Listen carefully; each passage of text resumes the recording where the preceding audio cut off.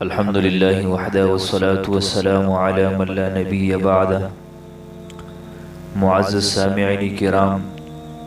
اللہ تبارک و تعالی جل جلالہ نے اپنے مبارک کلام میں بے شمار فوائد و برکات رکھے ہیں، اور انہی کے ذریعے سے ہر انسان اپنی حاجات کو پورا کر سکتا ہے۔ جیسا کہ اگر کسی شخص کے ہاں لڑکیاں پیدا ہوتی ہو، لڑکا نہ ہوتا ہو یا پیدا ہو کر مر جاتا ہو، وہ شخص پورے 9 ماہ تک حمل کے دوران روٹی کے ٹکڑے پر اس سورت کی ابتدائی آیات میں سے یذبح ابناءہم سے ونمکن لہم فی الارض تک لکھ کر نہار میں اپنی